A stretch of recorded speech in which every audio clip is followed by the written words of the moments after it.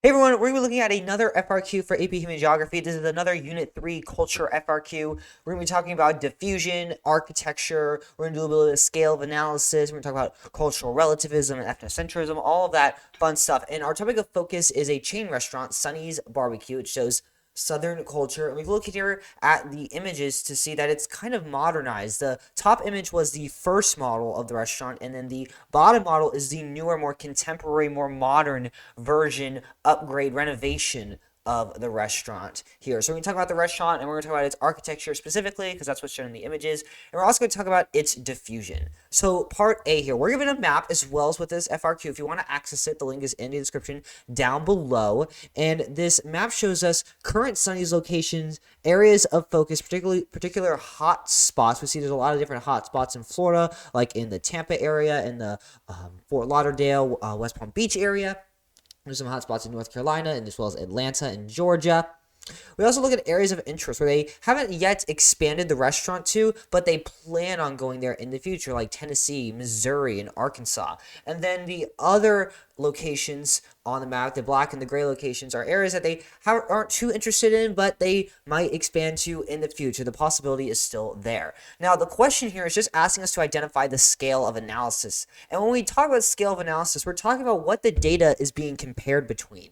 And we're comparing the data between a state-by-state basis. So we're comparing it through the state of Florida to the state of Georgia. Both of those are current Sonny's locations. But if we look at Idaho versus Louisiana, Louisiana's a current Sonny's location, but Idaho is not. There's not really a focus on Idaho. We look at Tennessee versus Arkansas. Both of those are areas of interest here.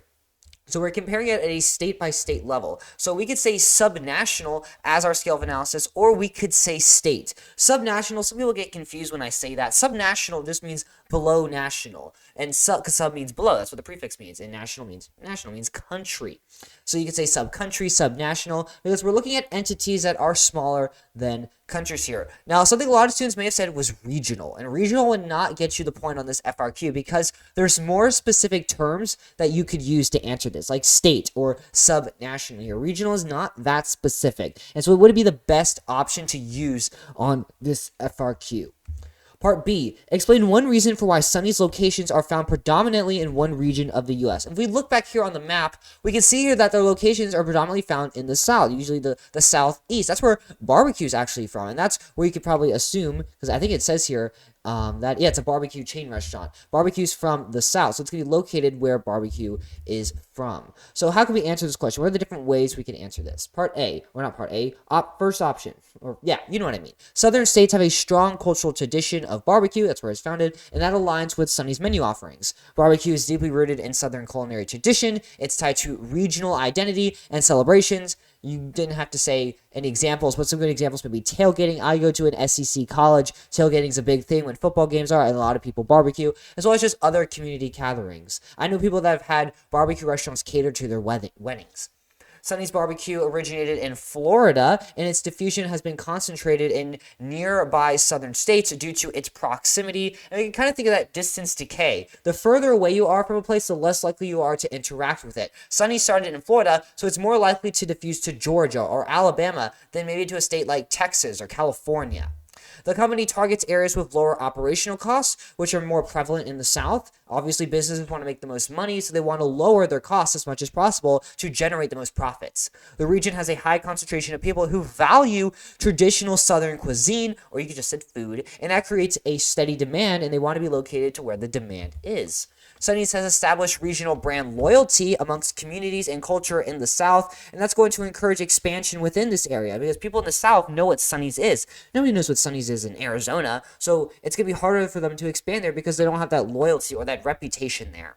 Part C, describe how Sonny's exterior architecture impacts the placemaking of the areas that they're located in here. So we can definitely see that their architecture is a little more modern today, so it's going to make it a more modern appeal and make the areas that they're in feel more modern and contemporary here. Now, we can also talk about the older one. It wasn't that specific, so like this example here, the red brick and wood panel exterior, as seen in the first image, evokes a classic rural Southern charm, and that reinforces that cultural identity of the region, that you are, in fact, in the South. And it can create maybe a sense of nostalgia for local residents or residents that are from the South that don't live there anymore. A lot of different elements of architecture were mentioned. I said red brick. I said wood panel exterior. I even mentioned the white trim around the windows here. You could even mention the roofs here, like the roof shape and how small it is compared to the boxy architecture in the bottom image here. You don't have to mention all of them to get the point, but you want to get your point across. So using them more, the merrier and more extensive and just beefy your response is going to be. The visual elements, like the rustic textures or prominent signage, we're talking about the bottom one here, can signify a connection to barbecue culture, making the area meal feel more authentically Southern to both locals and visitors.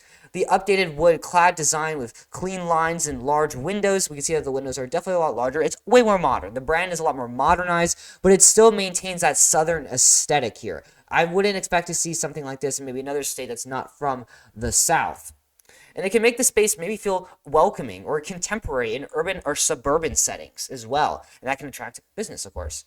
Both designs emphasize a casual, family-friendly atmosphere. It supports the idea that Sunny's is a hub for social interaction. It's not exclusive. And it reinforces its role as a community staple, or you could have just said as a public restaurant as well. So there's a lot of different responses you could have said for this one. When we talk about culture, there's just so much you could talk about here. And so you have a lot of different ideas to branch off from. I would typically guess that most of you would have gone with something with the bottom image, because that's the thing that we're used to, because it's a lot more modern. We see that a lot more today, and a lot of you may not be from the South as well, but you may recognize modern architecture because it is similar across different areas because it's a form of popular culture. Part D, explain how acculturation can be attributed to the diffusion of Sunny's barbecue. So a key word in this prompt here is acculturation. What does that mean? Acculturation means you are obtaining elements of a new culture while maintaining the cultural traits of your previous culture, your home culture. So you're not assimilating, you're not moving entirely to that new culture, but you're taking certain elements of it and using it in your life here. So how can we attribute acculturation to the diffusion of Sunny's barbecue? As Sunny's expands, non-Southern communities may adopt the Southern barbecue traditions or dining habits, such as the food, and that can reflect the integration of Southern culture into their own. They're not exclusively eating Southern food, but they're adding it. Sunny's might tailor its branding to appeal to more diverse audience, maybe not just Southerners. And that can merge Southern cultural elements, like the food or architecture, with broad and American dining trends to foster acceptance. Sunny's architecture styles, such as the rustic or modern Southern style designs, oh my gosh, I'm having trouble speaking, may influence the aesthetic of surrounding businesses, introducing Southern elements into local landscapes. So we can see here, maybe in places that are not the South, they incorporate more Southern designs in their architecture while still keeping that charm of where they're located and using architecture that they use the most. Southern Sunny's may incorporate localized preferences or flavors in its menu as it expands to areas outside the South, blending Southern barbecue traditions with maybe more local, regional tastes, foods that are more popular in other areas to kind of make their menu more appealing to other people and more customers. E. Explain one reason for why Sunny's exterior architecture has become more modern during recent remodeling. Why did they make this shift towards more modern approach, more modern appeal? Sunny's modernized architecture aligns with current architectural trends. It's a part of pop culture now, appealing to younger urban customers who seek slick, minimalistic aesthetics here. And that's a lot of information for one bullet point here. If you said that it aligns with current architectural trends, I would expect you to probably say at least one more point here. Maybe it appeals to younger audiences or urban customers, or it's a form of popular culture and it will increase customers, or it's seeking people who seek minimalistic aesthetics, something like that. Kind of a explanation here on what the significance of being part of current architectural trends is. Expansion into new urban or suburban markets where they're going into new places where Sunny's barbecue is not found or where there may not be a lot of barbecue restaurants. It may necessitate a more polished aesthetic that blends with the modern architectural styles of these environments. Blending with the local architecture and culture. That's a term we use a lot, and it goes with syncretism. Updating the architecture helps Sunny's position itself as a modern dining option while retaining its Southern roots, and that can attract a very broad audience. People may not want to dine somewhere that's older or more run down. They want to go somewhere hip or new or modern. Wow, I don't think I've ever said hip unironically. In response to competition from other fast casual or just upscale, you can say modern barbecue chains, because there have been other restaurants that have sprung up, Sunny's modern design signals quality and innovation to stay relevant in the industry. kind of goes along with what I said earlier. Part F, explain how particular Indo-European dialects may be more prominent in certain Sundanese locations over others. One of the greatest examples of a dialect is the Southern accent. And that's kind of something that you should be thinking of when reading this question. It's like, oh, they're talking about Southern accents or Southern languages, people saying y'all, that sort of thing. In regions where Sundanese is most concentrated, which is the southeastern region of the United States, Southern American English dialects, or you can say accents, dominates. Locations may experience a mix of Southern dialects and other Indo-European influences, such as Midwestern or Northeastern American English, due to migration and population diversity. I live in Florida. There's so many people moving from New York and New Jersey here. There's a lot of their dialects and accents and vocabulary coming to Florida, and I hear it a lot more. It also makes traffic worse. And Florida particularly is just a great example of that. In traditional Southern locations, Sunny staff or marketing techniques may utilize Southern idioms or phrases or just accents to reinforce that they are in the South. They are a barbecue restaurant. They are Southern, and they want to add that part of culture to their advertisements, to their brand, to show that Southern charm, that Southern appeal.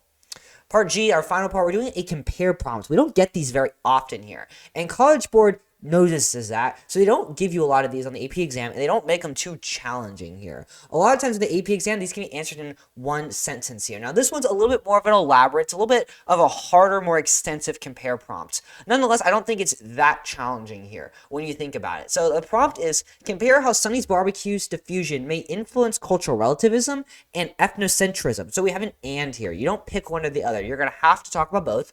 Of Southern culture in non-Southern states. These non-Southern states probably where Sonny's is not located, where there's not a lot of barbecue restaurants here. So let's look at an example here. We're going to look at, I believe this is cultural relativism.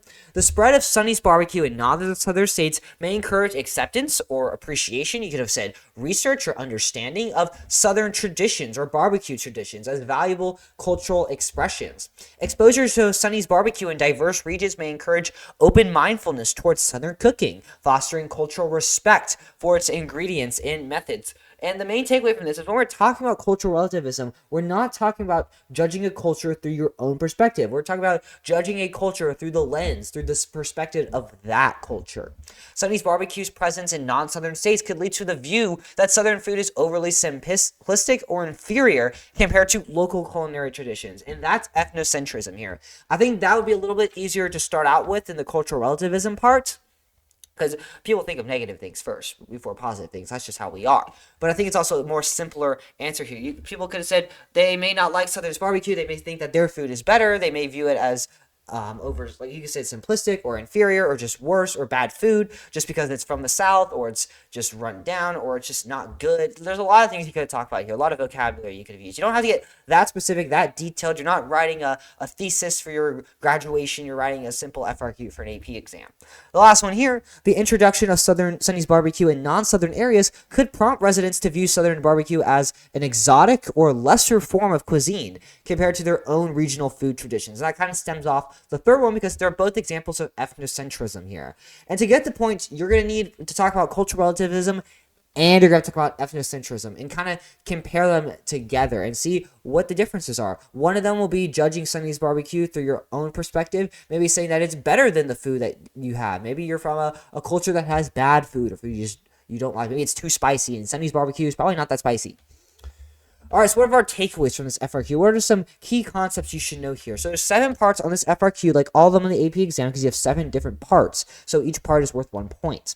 FRQs in your AP exam are 50% of your score, so they are important. Scale of analysis, as a vocab term, is the level at which a geographic phenomenon is studied. Is it being compared between countries, cities, or regions, or continents? If we're comparing data between Africa and Europe, it's a continental scale of analysis. But if we're comparing data between Belgium and France, that's a national scale of analysis. When we use the word subnational, the prefix sub means below. So we're talking about below national, entities that are smaller than countries, like a state or a province. When answering questions about real-world examples like Sonny's barbecue, sometimes common sense is just the best answer. And this course, I would say, is essentially just a common sense course, just common sense you didn't know off the top of your head. And a lot of it just makes sense. You're kind of having a lot of those bubbles like, oh yeah, that makes a lot of sense. They're going to modernize their restaurant because they want to attract to the younger, more urban audiences. They don't want to appeal rustic. They don't want to appeal nasty. Use the keywords in the prompt to help formulate your answer to the question. So if the prompt's talking about diffusion or the prompt's talking about acculturation, use the definitions of those terms to help write your response. Culture is a very complex unit, and there's a lot we can talk about. We could spend 4 years talking about culture and still not cover even a brink of it. So you're not expected to know everything about it and everything culture around the world. But use the information given to you in the question to help answer the questions. It's given for a reason. Culture FRQs are, in my opinion, are going to be the most difficult that you see on the AP exam, but the multiple choice portion of the culture unit is generally easier than other parts. So when I'm practicing for the AP exam, I would be focusing more on the culture FRQs. Now for other units, this is different. I would say that on some units, the FRQs are going to be a little bit easier than the MCQs, and the MCQs should be what you focus on. You should obviously do both though when you're practicing for your test and for your AP exam. When thinking about contemporary culture changes like modernizing architecture or some kind of diffusion, think about globalization and how interconnected or dependent and diverse the world is. Think about the use of the internet in advertisements and marketing. In regard to architecture, modern architecture is very similar across the world, and it's found most in urban environments. It's minimalistic and highly adaptable, or you can say flexible. A dialect, when we're talking about languages, is a regional or social variety of a language, like Southern English or British English, and it differs in vocabulary, pronunciation, and possibly grammar from other varieties of the same language. So we look at the British versus American English. They say different words, like they say biscuits instead of cookies, and then we have Southern English where people say y'all. Wow, that's in the middle of the slideshow. Ethnocentrism is the judgment of other cultures based on the standards of one's own culture. You're doing it through your own perspective. Placemaking is the process of creating or improving public spaces to foster community engagement, a sense of belonging, and cultural identity. And that sounds like a lot of jargon, and it is. We had placemaking in one of the prompts, and I didn't really elaborate on it because that would just confuse it even more. So I'm going to talk about it now. Placemaking, for the most part, is just creating public spaces, creating infrastructure and buildings and businesses, and those businesses add to the culture. They add to the sequent occupancy of an area. When you have a lot of southern restaurants, it adds to that southern cultural identity in the region. Acculturation is an effect of diffusion in which individuals from one culture will adapt values or practices of another culture, but maintain cultural elements of their original one. And then finally, cultural relativism is this idea that cultures should be understood and evaluated based on their own values and their own context. And it's kind of the opposite of ethnocentrism because you're not evaluating and judging this culture by your own standards. You're essentially judging it by their own standards. Thank you so much for watching. Please like and subscribe. It really does help me out, and it costs $0. I have some free resources for you in the description down below if you'd like to use them. If you have any AP Human Geography related questions whatsoever, don't hesitate to leave a comment down below the video or send me a message on Discord. I'll see you guys in the next video though. Adios.